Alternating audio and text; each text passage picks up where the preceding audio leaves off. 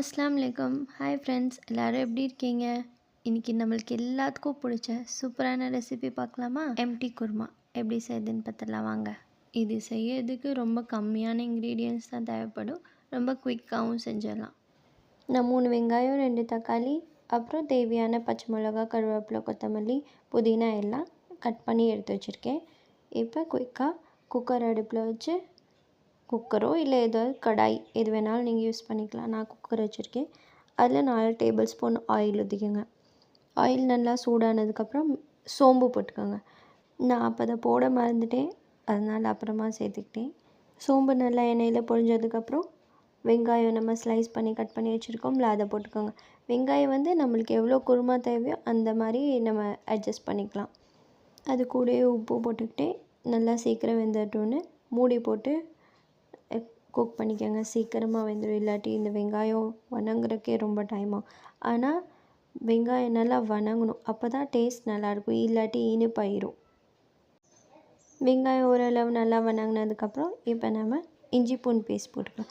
இஞ்சி பூண்டு 1 ஸ்பூன் மட்டும் போட்டால் போதும், இதுக்கு ரொம்ப தேவைப்படாது. 1 ஸ்பூன் மட்டும் போட்டுக்கோங்க. இஞ்சி பூண்டுலேயே நான் பட்டை, கிராம்பு, ஏலக்காய்லாம் போட்டு அரைச்சிருக்கேன், அதனால நான் ஃபஸ்ட்டு சேர்க்கலை. நீங்கள் அப்படி போடாட்டி ஃபஸ்ட்டு ஒரு கிராம்பு, ஒரு பட்டை, ஒரு ஏலக்காய் போட்டு ஆயிலே சோம்பு போடும் போதே போட்டுக்கோங்க. நல்லா வாசமாக இருக்கும். இஞ்சி பூண்டு போட்டதுக்கப்புறமா நல்லா வணக்கிட்டு இப்போ நம்ம கட் பண்ணி வச்சுருக்கிற தக்காளி, புதினா, கொத்தமல்லி, கருவேப்பிலை, பச்சை மிளகா எல்லாமே சேர்த்து நல்லா எல்லாமே வணங்கணும். எண்ணெயில் நல்லா எவ்வளோ நல்லா வணங்குதோ அவ்வளோ நல்லா டேஸ்ட் இருக்கும். நம்ம ஃபஸ்ட்டே உப்பு சேர்த்தனால உப்பு 1 ஸ்பூன் தான் போட்டிருக்கோம், அதனால் லாஸ்ட்டாக பார்த்துக்கோங்க. சீக்கிரமாக வணங்கிடும், அதனால தான் ஃபஸ்ட்டே உப்பு போட்டது.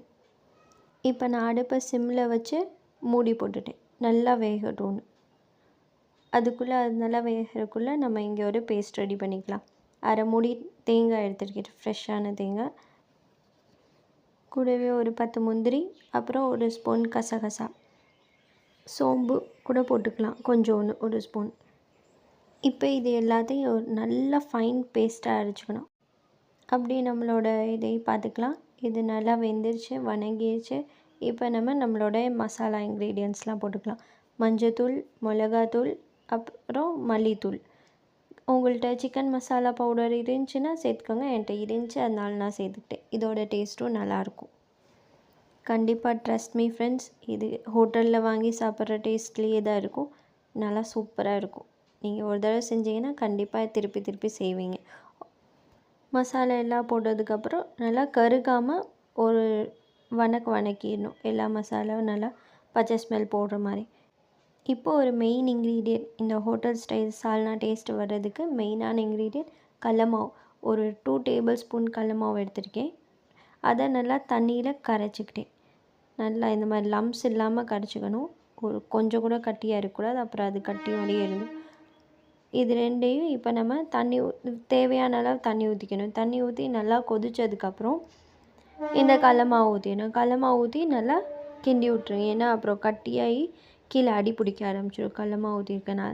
நம்ம கடலமாவு ஊற்றுறதுனால நல்லா திக்காகி வரும். அதனால் ஃபஸ்ட்டே தேவையான அளவு தண்ணி ஊற்றி நல்லா அதை கொதித்ததுக்கப்புறம் இந்த கடலமாவு பேஸ்ட் ஊற்றணும். அது கூடவே நம்ம அரைச்சி வச்சுருக்கிற இந்த தேங்காய் பேஸ்ட் ஊற்றிக்கலாம். இந்த தேங்காய் பேஸ்ட் ஊற்றி லாஸ்ட்டாக ஃபைனலாக நம்மளுக்கு எவ்வளோ தண்ணி தேவைப்படுமோ, நம்மளுக்கு குருமா எவ்வளோ திக்காக வேணுமோ அந்த அளவு தண்ணி ஊற்றி குருமா அட்ஜஸ்ட் பண்ணிக்கோங்க. இது நல்லா கொதிக்கணும். கொதிக்கும் போது நல்லா திக்காகும், ஏன்னா நம்ம கடல மாவு போட்டிருக்கோம் இல்லையா, அதனால். இந்த அளவு நல்லா கொதித்ததுக்கப்புறம் எண்ணெய் மேலே பிரிஞ்சு வரும். எண்ணெய் பிரிஞ்சதுக்கு நீங்கள் ஸ்டவ் அப்படி ஹைலேயே வச்சுட்டு போயிடாதீங்க. நம்ம கடல மாவு சேர்த்துருக்கறனால அடி பிடிச்சிரும் கீழே. இந்த மாதிரி எண்ணெய் நல்லா மேலே பிரிஞ்சு வந்ததுக்கப்புறம் நம்மளோட டேஸ்டியான குருமா ரெடி. இப்போ மேலே கொத்தமல்லி தழை தூவிட்டு ஆஃப் பண்ணிடலாம். திக்னஸ் பார்த்துக்கோங்க, உங்களுக்கு எவ்வளோ எப்படி தேவையோ அந்த மாதிரி. நான் பரோட்டா தான் செஞ்சேன் அன்றைக்கி. இந்த குருமா சப்பாத்தி, பரோட்டா, இட்லி, ஊத்தாப்பம், அப்புறம் பூரிக்கு கூட டேஸ்ட்டு சூப்பராக இருக்கும். இந்த வீடியோ கண்டிப்பாக யூஸ்ஃபுல்லாக இருந்திருக்கும்னு நினைக்கிறேன். அப்படி நீங்கள் என்னோடய ரெசிபி பார்த்துட்டு ஏதாச்சும் ஒன்று ட்ரை பண்ணிங்கன்னா என் சேனலை சப்ஸ்கிரைப் பண்ணுங்கள். கண்டிப்பாக என்னை டேக் பண்ணுங்கள் இன்ஸ்டாகிராமில்.